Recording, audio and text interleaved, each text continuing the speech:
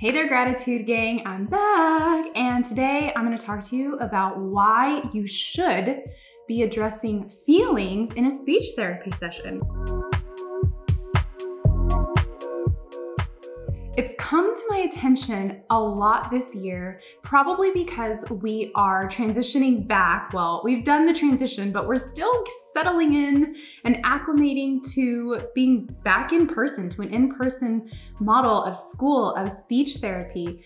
And with my preschoolers this school year, it's been a not tough time, but there have been challenges in just understanding how we're feeling because we're coming out of a pandemic, essentially. And we have what I have heard being called pandemic fatigue, which I think is really this big umbrella term of, processing the last 2 years of physical, like what happened physically, being kind of shut out from the world, processing what's happened socially, processing our emotions and how we feel and our anxiety and just all these different things, all of the freaking changes that have happened. And not that I'm saying this should only be addressed in speech therapy because we were in a pandemic. This is always the case. Addressing feelings in a speech therapy session is something we should be doing. Now, I work with preschoolers. Addressing feelings, acknowledging feelings is this big abstract thing. But does that mean that I don't make space and time for it? Absolutely not. I want to talk to you about why this is so important to me. In the last few weeks, I've been seeing a lot of big feelings in my speech room. Either kids are coming in crying and upset, because there's a change and a transition and we have to take time to kind of get through that change, or there might be an outburst over the fact that I didn't know how to play a game the right way and I was playing it wrong, and oh my gosh, no matter what, my preschoolers are demonstrating an emotion. And maybe it's not always a happy, excited to be in speech emotion. But does that mean that until they're happy, then we work and then we do something? No, it means we take time and we acknowledge the feeling, we acknowledge the emotion to facilitate that emotional awareness and that emotional development. Why do we do that? Because we cannot make the connection that is so inherent, it is so vital for a communicative relationship without making space for feelings. We can't do that if we don't address what's going on emotionally, right? If my student comes in angry, is it really going to be worth my time to push my agenda to play Pop the Pig and practice our tick sounds? We have to create space for their feelings. I have seen it where we're telling children, you can't come to the table until you show me that you're happy. We can't go back into the classroom until you show me that you're happy. I have been in the past known to do this too. Now, I understand sometimes we all need breaks. I have kids that request to take a break. We take a walk outside. We might go into another room where there's more sensory things for them to have access to or whatever. It doesn't mean that they're in trouble because they were upset or maybe needed to regulate.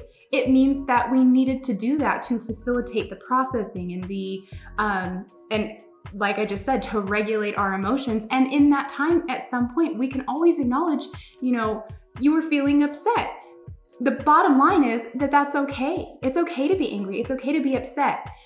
But it shouldn't be a method of denying access to something if a child is not happy or is visibly, angry or frustrated or upset or sad, right?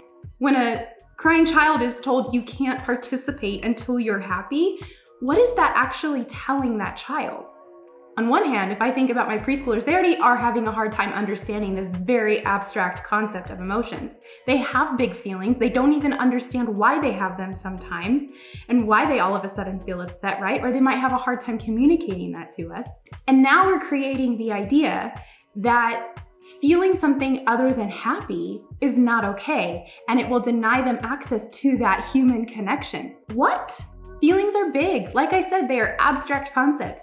We have to make time for them. We have to sit and make a space for them. And I'm going to give you some ideas on how you can do that. And the very first thing you can do is sit with them. Allow their feelings in, just like you'd want somebody to acknowledge how you're feeling. Because feelings are so big and they are abstract, we need to be mindful how we approach them and mindful of our language, right? So maybe if a child is upset and you know that, coming to a center time activity is not going to be the best thing for them, teaching them that it's okay to have your feelings. Let's go take a break. Let's go sit on a beanbag and calm down. Let's talk about it. Let's read your favorite book. Let's kind of regulate these things and let them know, I see that you're upset and it's okay to be upset. I see that you're sad. It's okay to be sad.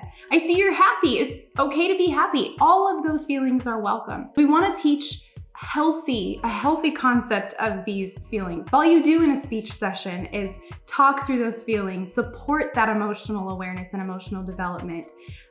Good on you. I'm so proud of you, because that's only going to further that connection with the child, and you're actually getting a lot more out of it. You're building a lot more in that moment, and having a child sit through something while they're not feeling regulated, and more importantly, while they're not maybe feeling heard.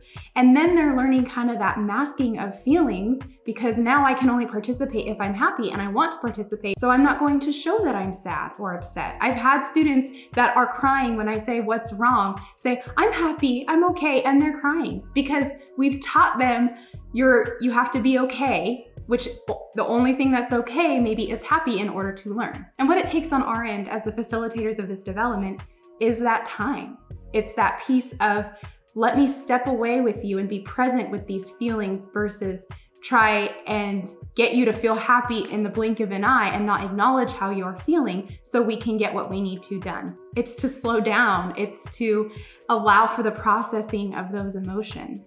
Emotional development is part of our communication. It's part of how we're developing with our speech and language, because we're deciding how to interact with each other. So denying access based on how a child is feeling is not going to further their own awareness of their emotions.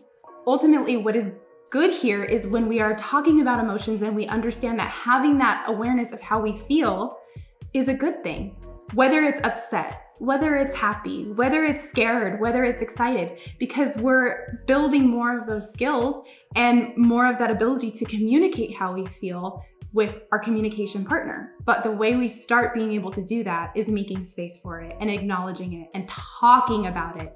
And that takes time. As always, my friends, thank you so much for watching. I am happy to answer any questions you have and respond to any comments. If there's anything you want me to dive deeper into in another video, please let me know in the comments. As always, like, subscribe, every little bit helps, and I will see you next time. Bye.